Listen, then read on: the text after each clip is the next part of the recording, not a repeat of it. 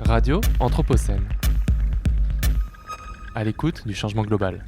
Et bonjour et bienvenue sur Radio Anthropocène. Je suis en compagnie d'Héloïse Belay à l'occasion des rencontres de la biodiversité. Bonjour Héloïse. Bonjour. Alors, est-ce que vous pourriez nous dire qu'est-ce qui s'est passé concrètement aujourd'hui à l'hôtel de ville de Lyon ?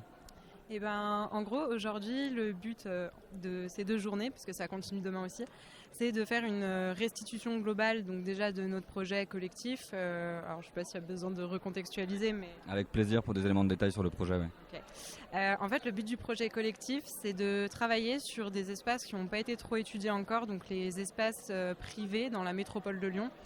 Et qui possèdent donc des espaces végétalisés, donc voilà, avec plus ou moins de végétation et des espaces plus ou moins riches en biodiversité. Et donc c'est une équipe pluridisciplinaire, donc il y a une bonne part d'écologues et de personnes spécialisées dans ce domaine qui réalisent des inventaires dans différents sites de la métropole, voilà, pour identifier la faune, la flore, voir ce qui peut être intéressant. Et du coup, moi, ma partie de travail avec aussi Marie-Lise Cotet, c'était vraiment de travailler sur l'aspect sociologique, on va dire, parce que ces espaces sont aménagés par des habitants et on a besoin de comprendre quelles sont leurs relations à la biodiversité, est-ce qu'ils sont favorables ou pas à sa protection, comment on peut peut-être les sensibiliser sur certains changements ou les accompagner, parce qu'il y en a certains qui désirent juste un aménagement plus durable de leur copro. Alors, est-ce que vous auriez à ce titre quelques éléments de réflexion que vous avez pu observer dans cette approche sociologique sur le lien avec la biodiversité en ville dans ces espaces collectifs ? Alors plutôt sur des conseils pour aller vers d'autres aménagements.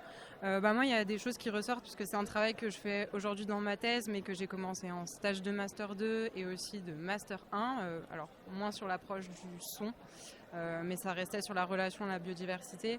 Et je pense qu'il y a des choses qui sont hyper importantes à pas oublier. C'est tout ce qui va être déjà les usages des jardins. C'est des espaces que les individus investissent et on n'a pas envie de plus pouvoir profiter de notre espace vert en général, donc il faut prendre en compte ces usages. Communiquer aussi sur tout ce qui va être apport, pourquoi est-ce qu'on fait ces changements, à quoi ça sert, et l'aspect biodiversité il est important, mais il y a plein d'autres personnes pour qui il y a d'autres choses qui rentrent en compte, la question du coût, donc montrer que c'est pas toujours des changements qui vont être chers, parfois au contraire ça c'est même moins cher, et puis communiquer sur les nuisances. Il y a plein de changements, voilà, une mare ça apporte des moustiques, les arbres morts ça attire des insectes dégoûtants, oui mais en fait ça va pas tout le temps être une nuisance, ou on peut le contrer en éloignant la mare, ou une mare qui fonctionne bien, finalement on n'a plus tant de moustiques, donc je pense qu'il y a aussi... Alors je crois savoir qu'il y avait un atelier cet après-midi également, est-ce que vous pourriez nous en donner les réflexions qui en sont sorties ? Oui, alors du coup l'atelier, le but c'était vraiment justement de travailler sur un aménagement d'une copro, donc on avait donné un petit cas de départ et les différents participants devaient proposer un espace meilleur sur le plan de la biodiversité, mais qui serait accepté par une AG en copropriété. Et en tout cas on était en 2 salles, mais dans notre salle c'était hyper intéressant de voir que déjà, moi je parle avec mon regard du coup de l'aspect social, mais j'ai vu que tout le monde a essayé de proposer des choses qui prennent en compte les autres habitants, de proposer un possible retour en arrière, voilà, on laisse pousser, mais si ça va pas, on expérimente en fait, donc ça c'était chouette. On a essayé de beaucoup intégrer les questions des coûts, de faire en fait avec ce qu'on a déjà pour que ce soit pas trop cher, et ensuite proposer d'autres choses en fonction des budgets des copros. Et donc ça c'est un truc qui a été assez global, et puis il y a eu plein d'idées riches parce qu'on a des professionnels, donc j'ai trouvé que c'était hyper intéressant.